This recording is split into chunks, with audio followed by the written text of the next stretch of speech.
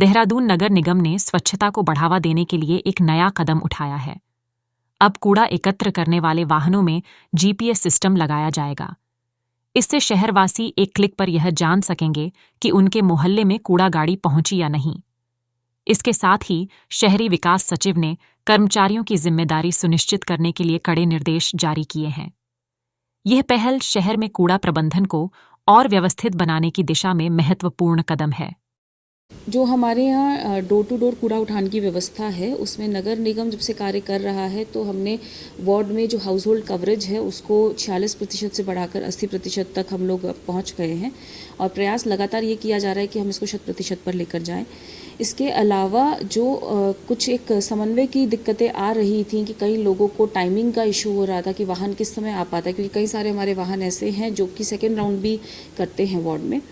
तो इसके लिए प्रत्येक वाहन पर एक सीयूजी नंबर भी दिया गया है और उस नंबर को भी हम जल्द ही सार्वजनिक करने वाले हैं। उन नंबर्स की सूची सभी सिटीजन्स के पास में उपलब्ध हो ताकि वो संबंधित वाहन कार्मिक से समन्वय बनाते हुए कूड़ा उठान को सुनिश्चित करा सकें। केंद्रीय राज्य मंत्री भागीरथ चौधरी ने जनपद देहरादून के कृषकों के साथ संवाद किया। उत्तराखंड की राजधानी देहरादून में केंद्रीय मंत्री ने भारत सरकार की विभिन्न योजनाओं पर किसानों के साथ चर्चा की और उनके सुझाव सुने। इस दौरान किसानों ने कृषि यांत्रिकरण योजना के तहत 80% अनुदान और इसे ऑनलाइन करने की मांग की। किसानों ने प्रधानमंत्री किसान सम्मान निधि योजना में 0 ITR फाइल करने वाले किसानों को भी लाभ देने का अनुरोध किया। इसके अलावा जंगली जानवरों से फसलों की सुरक्षा के लिए फसल घेरबाड़ योजना शुरू करने की मांग उठाई। बैठक में जिले के लगभग 70 किसान, मुख्य कृषि अधिकारी और कृषि वैज्ञानिक केंद्र के वैज्ञानिक मौजूद रहे। यह चर्चा किसानों की समस्याओं को समझने और योजनाओं को अधिक प्रभावी बनाने की दिशा में एक महत्वपूर्ण कदम थी। जल जीवन मिशन के तहत उत्तराखंड में PM गति शक्ति पोर्टल पर अब तक 34,000 किलोमीटर पाइपलाइन का स्टेटस अपलोड हो चुका है।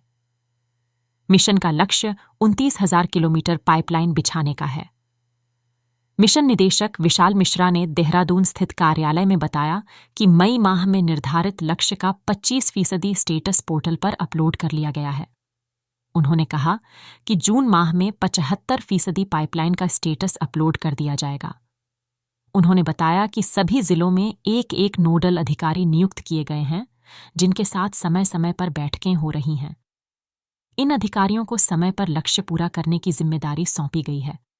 मिश्रा ने कहा कि ऊधम सिंह नगर जिला इस कार्य में सबसे आगे है, जहां 100% पाइपलाइन का स्टेटस अपलोड हो चुका है। देहरादून जिले में भी 5,100 किलोमीटर पाइपलाइन के लक्ष्य के मुकाबले 2,900 किलोमीटर का स्टेटस अपलोड किया गया है। वहीं उत्तरकाशी जिला इस मामले में सबसे पीछे है। यहां 29,000 किलोमीटर पाइपलाइन का स्टेटस अपलोड करने का लक्ष्य है, लेकिन अब तक केवल 1,900 किलोमीटर का स्टेटस ही अपलोड हुआ है। देखिए, लगभग हम लोगों को 79,000 किलोमीटर की पाइपलाइन का जो स्टेटस है वो PM गति शक्ति पोर्टल पर अपलोड करना था, जिसमें से लगभग 34,000 किलोमीटर के आसपास हम लोग अपलोड कर चुके हैं। और मई माह में जो हमें लक्ष्य मिला था 25,000 किलोमीटर का, वो हम लोगों ने अचीव कर लिया है। और हमारा अपना प्रयास है कि जून माह के अंत तक लगभग 75% जो 80,000 का है वो हम अचीव कर लें। इस संदर्भ में सभी ज़िले के जो नोडल ऑफिसर्स हैं जल जीवन मिशन के, उनके साथ समय समय पर बैठकें भी की गई हैं और उनको उनके जो टारगेट्स हैं उससे उनको अवगत भी करा दिया गया है। और हमारा प्रयास है कि हम इस लक्ष्य को पूर्णतः अचीव कर लेंगे। केंद्रीय राज्य मंत्री तोखन साहू ने 21 जून को मनाए जाने वाले अंतर्राष्ट्रीय योग दिवस पर सभी से योग करने की अपील की है। इस वर्ष की थीम एक पृथ्वी एक स्वास्थ्य के लिए योग को साझा करते हुए उन्होंने लोगों से नियमित रूप से योग का अभ्यास करने का आग्रह किया। उन्होंने कहा कि योग मानसिक और शारीरिक स्वास्थ्य को बनाए रखने के लिए जरूरी है। हर साल 21 जून को विश्व योग दिवस पूरे उत्साह के साथ मनाया जाता है। भारत सहित पूरी दुनिया में लोग इस दिन को उत्सव की तरह मनाते हैं। इस वर्ष की थीम एक पृथ्वी एक स्वास्थ्य के लिए योग है। साहू ने सभी से अपील की कि वे विश्व योग दिवस में हिस्सा लें और योग को अपने जीवन का हिस्सा बनाएं। पिछले महीने मन की बात कार्यक्रम में प्रधानमंत्री नरेंद्र मोदी ने इस वर्ष की थीम की घोषणा की थी। उन्होंने योग के महत्व पर जोर देते हुए कहा था कि यह दिन अब योग के एक भव्य उत्सव का रूप ले चुका है। यह भारत की ओर से मानवता को दिया गया एक अनमोल उपहार है जो आने वाली पीढ़ियों के लिए बहुत उपयोगी होगा। योग हमारे भारत देश के हमारे ऋषि मुनियों की देन है। योग करें, रहे निरोग। हम सबको योग करनी चाहिए और ये माननीय प्रधानमंत्री श्री नरेंद्र मोदी जी के द्वारा योग दिवस मनाने के लिए जब आह्वान किया गया तो दुनिया ने भी इसे स्वीकार किया और 21 जून को हम सब लोग योग दिवस मनाते हैं। हम माननीय प्रधानमंत्री जी का अभिनंदन करते हैं कि भारत की संस्कृति को, भारत के संस्कार को विश्व में ले जाने का काम हुआ है। इसलिए हम सबसे कहना चाहेंगे आप सब योग करें और निरोग रहें। उत्तराखंड वन विभाग के लिए इस साल राहत भरी खबर है। इस बार जंगलों में आग की घटनाओं से ज्यादा परेशानी नहीं हुई। प्रमुख वन संरक्षक निशांत वर्मा ने बताया कि इस वर्ष राज्य के जंगलों में 216 आग की घटनाएं हुईं, जिनसे 234 हेक्टेयर वन क्षेत्र प्रभावित हुआ। पिछले साल यानी 2024 की तुलना में यह आंकड़ा काफी कम है, जब 1276 वनाग्नि की घटनाएं हुई थीं और 1771.7 हेक्टेयर भूमि प्रभावित हुई थी। निशांत वर्मा ने बताया कि 14 सालों 2012 से 2025 में सबसे कम वनाग्नि की घटनाएं 2020 में दर्ज की गई थीं। उस साल 135 घटनाओं में 172.69 हेक्टेयर वन भूमि प्रभावित हुई थी। वहीं इन 14 सालों में सबसे ज्यादा नुकसान 2018 में हुआ, जब 2150 आग की घटनाओं से 4480.04 हेक्टेयर वन क्षेत्र प्रभावित हुआ। उन्होंने बताया कि इस बार वनाग्नि सीजन शुरू होने से पहले ही व्यापक जागरूकता अभियान चलाया गया। राज्य के कम्युनिटी सेंटरों को आग नियंत्रण और प्रबंधन में शामिल किया गया। साथ ही तकनीक का बेहतर उपयोग भी किया गया, जिससे वनाग्नि की घटनाओं को नियंत्रित करने में मदद मिली। इस बार वनाग्नि सत्र 15 फरवरी से लेकर 15 जून तक गतिमान रहा और इसमें जो है टोटल 216 वनाग्नि की घटनाएं हुई हैं, जिसमें कि प्रभावित क्षेत्रफल 234 हेक्टेयर है। इसमें गढ़वाल जोन की हम बात करें तो गढ़वाल जोन में 120 घटनाएं हुई हैं और कुमाऊं मंडल में 76 घटनाएं हुई हैं। 20 घटनाएं जो हैं वन्य जीव का जो हमारा एक क्षेत्र है उनमें एरियाज़ में हुई हैं। तो पिछले साल के अगर आंकड़ों की बात करें तो पिछले साल इसी अवधि में 1238 घटनाएं हुई थी और प्रभावित क्षेत्रफल 1705 हेक्टेयर था। तो अगर हम पिछले साल के मुकाबले देखते हैं तो लगभग जो है इस बार की घटनाएं 1/6 हुई हैं और इसका मुख्य कारण रहा है कि वनाग्नि प्रबंधन जो है कुशलतापूर्वक संपादित किया गया इस बार।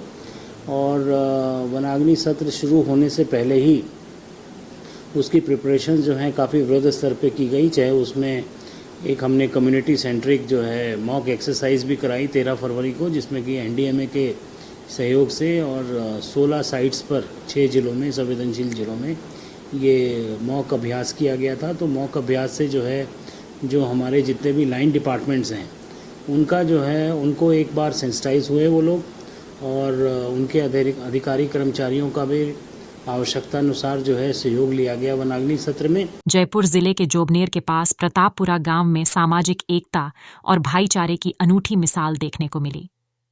कोरोना काल में वर्ष 2021 में गांव के एकमात्र मुस्लिम परिवार के रफीक शाह का निधन हो गया था। उनके जाने के बाद मां, पत्नी और 5 बच्चों के परिवार पर आर्थिक संकट छा गया। रफीक के निधन से परिवार के लिए 2 वक्त की रोटी का इंतजाम भी मुश्किल हो रहा था। इसी बीच रफीक की बद्धी बेटी मुस्कान बानो का निकाह छीर निवासी आमीन मोहम्मद के साथ 16 जून को होने जा रहा था। शादी के खर्च और व्यवस्थाओं को लेकर गांव के युवाओं और ग्रामीणों ने सामाजिक पहल की। केवल 4 दिनों में व्हाट्सएप ग्रुप के जरिए आसपास के गांवों के युवाओं, सामाजिक कार्यकर्ताओं और ग्रामीणों ने मिलकर लगभग 2.25 लाख रुपये जुटाए। रविवार को ग्रामीणों ने मुस्कान की मां सलमा बानो को 1,51,151 रुपये नकद सौंपे। साथ ही शादी के लिए कपड़े, बर्तन, सिलाई मशीन, पंखे, कृत्रिम गहने, बेडशीट, सिगार बॉक्स, बाल्टी, हैंडबैग जैसी जरूरी चीजें भी दीं। ग्रामीणों और युवाओं ने अपने परिवार की तरह शादी की सभी व्यवस्थाएं संभालीं, जिससे सलमा बानो की आंखों में खुशी के आंसू छलक पड़े। ग्रामीण मूलचंद कालावत ने बताया कि इस आर्थिक मदद के लिए व्हाट्सएप ग्रुप बनाया गया, जिसमें 3 दिनों में यह राशि जुटाई गई। उन्होंने कहा कि भविष्य में भी जरूरतमंद परिवारों और निर्धन बेटियों की शादी में सहयोग के लिए वे तत्पर रहेंगे। ग्रामीणों का कहना है कि यह पहल समाज में एकता और भाईचारे का शानदार उदाहरण है, जो बद्दी मुश्किलों को आसान बना सकता है। मेरे पति की रफीक की कोरोना में मौत हो गई थी और वे जैसे हम अपने बच्चों का पालन पोषण कर रहे हैं। हमारी बच्ची आज शादी करके आज विदा हो गई है। इससे मैं बहुत तहे दिल से धन्यवाद देना चाहती हूँ सभी भाइयों का, ताकि मुझे खुशी है और दिल में यहाँ अच्छा लग रहा है। काम हो गया और अच्छी से विदा भी हो गई और गांव वालों की तरफ से बहुत बहुत धन्यवाद जो इतना सारा देने के लिए। राशि दी गई है 1,51,000 के। रफीक जी खान की कोविड के चलते उनका निधन हो गया था। तो इसके बाद हमारे भाभी जी है वो मतलब कि 5 बच्चों और अपने सासू माँ के साथ कैसे से जीवन यापन कर रहे थे। आज उनकी पुत्री का विवाह हुआ है। जो आप सभी दानदाताओं और बामासाहों की मदद से हमने एक मुहिम चलाई थी, जनहित सेवा समिति के नाम से एक व्हाट्सएप ग्रुप चला के हमने कन्यादान और इनके परिवार के आर्थिक सहयोग के लिए पैसा एकत्रित किया था। वो हमने कल शाम को उनको 1,51,151 रुपये नगद सौंप के आए हैं और अभी भी पैसों का सिलसिला जारी है, पैसे आ रहे हैं। अभी हम इसको शाम तक कैलकुलेट करके और इन परिवार वालों को वो राशि पूरी संपूर्ण इनको सुपुर्द करेंगे। और कई मामासाओं ने तो सिलाई मशीन, तकिए, मिक्सी ग्राइंडर, पंखे इत्यादि बर्तन वगैरह इत्यादि मतलब कन्या को कन्यादान के रूप में दिए हैं। मैं चाहता हूं कि ये मुहिम हमारे गांव में ऐसे गरीब कन्याओं के लिए चली है। हर गांव में कोई ना कोई समाज सेवी आगे आए और ऐसी मुहिम चलाए। 100, 500, 1000 रुपये से किसी का कोई ना कोई गरीब होगा ना कोई अमीर होगा, लेकिन किसी परिवार का भला जरूर हो सकता है। तो मेरा सभी भामाशाओं और दानदाताओं से निवेदन है कि ऐसी मुहिम हर गांव में चलनी चाहिए। हम इस मुहिम के माध्यम से आगे भी इसी प्रकार काम करते रहेंगे। आप सभी भामाशाओं और दानदाताओं का तहे दिल से बहुत बहुत धन्यवाद। नमस्कार साथियों, मैं अहमद हुसैन। आज पास के गांव में हमारी बिटिया मुस्कान की शादी में गांव वालों ने मिलकर आर्थिक सहयोग किया। इस काम के लिए हम सब गांव वासियों को धन्यवाद और आभार प्रकट करते हैं। गांव वालों ने 1,51,151 रुपये आर्थिक सहयोग किया है। ये पहल करके युवा साथियों ने बहुत अच्छा कदम उठाया है और साथ ही हिंदू मुस्लिम एकता का प्रतीक दिया है।